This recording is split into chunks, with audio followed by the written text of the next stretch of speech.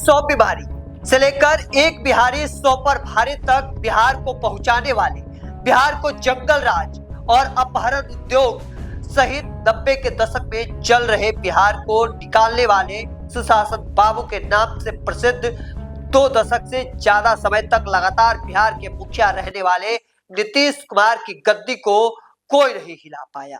उनके स्वेच्छा के बगैर, चाहे वो चिराग पासवान हो या फिर उपेंद्र कुशवाहा, जीतन राम मांझी हो या फिर नरेंद्र मोदी हो या फिर अमित शाह, उनके स्वेच्छा के बगैर उनकी कुर्सी कोई नहीं हिला पाया है। हाँ, बिहार की राजनीति में कल एक बड़ा घटनाक्रम हुआ है, उसे बिहार में जिस बिहार से देश की राजनीति तय होती है। मुख्यमंत्री नीतीश कुमार राज्यसभा के लिए नॉमिनेशन करती है। दरअसल राज्यसभा में 5 सीटें खाली हो रही है और ऐसे में 5 सीटों पर बिहार से जो नेता जा रहे हैं उनमें जेडीयू की ओर से 2 नेता, एक रामनाथ ठाकुर, दूसरे नीतीश कुमार। वही भारतीय जनता पार्टी से 2 चेहरे हैं, एक भारतीय जनता पार्टी के नितिन नवीन जो भारतीय जनता पार्टी के राष्ट्रीय अध्यक्ष हैं और दूसरे शिवेश राम। एक और चेहरा उपेंद्र कुशवाहा जो आरएलएम के सुप्रीमो है, वह भी जा रही है। 5 चेहरे। हालांकि हम बात नीतीश कुमार की करने वाले हैं। वह नीतीश कुमार जिन्होंने बिहार को 90 के दशक में जंगल राज से, अपहरण उद्योग से निकाला। जिस वक्त में नीतीश कुमार ने गद्दी संभाली थी उस वक्त में उनके सामने कई चुनौतियां थी। जंगल राज, अपहरण उद्योग, लाल लहर जो चल रहा था, माले का नक्सलवाद आंदोलन जो चल रहा था, कई चुनौतियां थी उनके सामने। आज उनके सामने, नीतीश कुमार के सामने कई उपलब्धियां हैं बिहार के, कह सकते हैं। क्योंकि वही नीतीश कुमार की हम बात करने वाले हैं जो लोक नायक जयप्रकाश नारायण के संपूर्ण क्रांति आंदोलन में भी सक्रिय सदस्य थे। देखिए, नीतीश कुमार 1985 में हरनौत से विधानसभा सीट से लोक दल के टिकट पर पहली बार विधायक बने थे।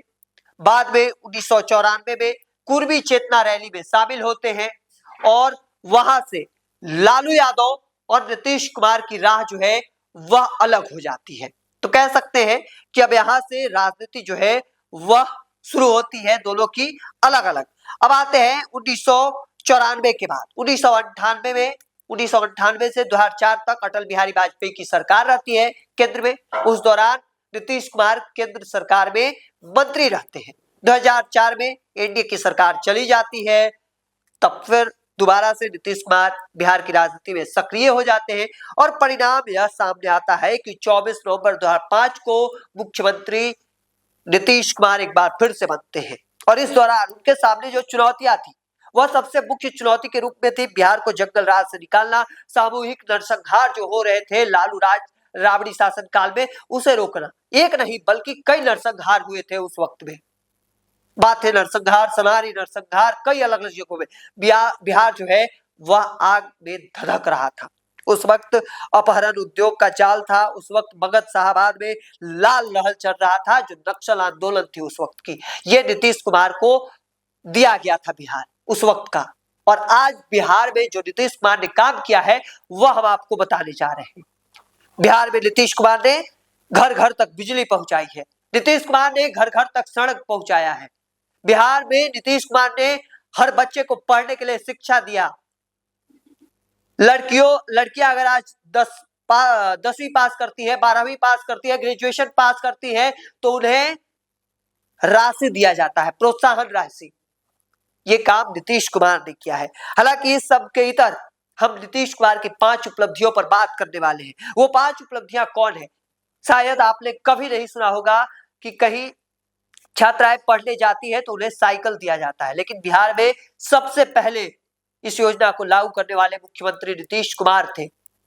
बिहार में साइकिल दिया जाता है। साल 2006 में मुख्यमंत्री बालिका साइकिल योजना का शुरुआत किया गया था और ऐसे में लाखों लड़कियां पहली बार दूर के स्कूल तक पहुंच पाई थी। क्योंकि उस वक्त में करीब करीब पे स्कूल नहीं थे, पास पास स्कूल नहीं थे, तो ऐसे में मुख्यमंत्री नीतीश कुमार बिहार में शिक्षा मुहैया कराने के लिए, नेता आज के नहीं चाहते हैं कि लोगों को शिक्षा मिल जाए, वो जागरूक हो जाए, और इसके बावजूद नीतीश कुमार ने उस वक्त में चाहा कि हमारा बिहार शिक्षित बने। अब बात दूसरी पॉइंट की कर लेते हैं। महिलाओं को आरक्षण मिला पंचायत में, वो भी 50% का। महिलाओं के लिए नीतीश कुमार ने सबसे अधिक काम किया है। सबसे अगर स्वरोजगार सशक्त आत्मनिर्भर बनाने का काम महिलाओं को किसी ने किया तो वो मुख्यमंत्री नीतीश कुमार ने किया है। ये चीजें बिहार याद रखेगा नीतीश कुमार को। और हम आपको बताते हैं नीतीश कुमार ने एक ऐतिहासिक फैसला लिया कि पंचायत और स्थानीय निकाय चुनाव में महिलाओं को 50% आरक्षण दिलाया और हजारों महिलाएं पहली बार सत्ता और निर्णय लेने की प्रक्रिया का हिस्सा बनी और ऐसे में बिहार की राजनीति में सक्रिय भूमिका निभा रही है महिलाएं। अब बात कर लेते हैं तीसरे पॉइंट की, शराबबंदी फैसला। ये वो फैसला है जिसके वजह से मुख्यमंत्री ने कह सकते हैं कि अपना पद छोड़ दिए लेकिन फैसला नहीं बदला। भारतीय जनता पार्टी के कई विधायक कह चुके हैं खुले तौर पर कि शराबबंदी बिहार में ध्वस्त है, लेकिन मुख्यमंत्री आज भी अडिग है कि शराबबंदी का फैसला लागू रहेगा। लेकिन इसके पीछे का एक बड़ा वजह यह है कि शराबबंदी से होने वाले नुकसान महिलाओं को वह रोकना था, बिहार को, तो इसलिए शराबबंदी का फैसला लिया गया था 2016 में और यह फैसला समाज में शराब से होने वाले नुकसान कम करने के उद्देश्य से लिया गया था। हालांकि विवाद अभी भी देखने को मिल रहा है। चलिए अब चौथे पॉइंट की बात कर लेते हैं। चौथा पॉइंट है सड़क, बुनियादी ढांचा जो है वह बिहार में रखा गया। आज आपको बिहार में जगह जगह पुल का जाल जो है वह देखने को मिलता है। कह सकते हैं गांव गांव तक अगर सड़क पहुंचा, पुल पहुंचा तो वह नीतीश कुमार का देन है। साल 2005 के बाद बिहार में पुल, सड़क, इन सब चीजों पर खूब ध्यान दिया गया। आखिरी पॉइंट पे बात करेंगे, आखिरी दो पॉइंट जो है वह कानून, लॉ एंड ऑर्डर को मुख्यमंत्री नीतीश कुमार ने बिहार में खूब बेहतर तरीके से संभाला। सुशासन की सरकार स्थापित की गई और यही वजह है कि उन्हें सुशासन बाबू के नाम से मशहूर हुए। लॉ एंड ऑर्डर जबरदस्त तरीके से, जंगल राज से निकाला गया बिहार को, अपहरण उद्योग से निकाला गया। और इसके अलावा आखिरी पॉइंट बात कर लेते हैं, बिजली, कोने कोने तक बिजली पहुंचाई गई बिहार में। हर घर में आज बिजली अगर चल रही है, हर कस्बा तक बिहार पहुंचा तो वह नीतीश कुमार का देन है। नीतीश कुमार ने हर किसी के लिए काम किया, उन्होंने जात नहीं देखा, उन्होंने धर्म नहीं देखा, इन चीजों पर काम किया है नीतीश कुमार ने। और यही वजह है कि बिहार आज उन्हें याद कर रहा है।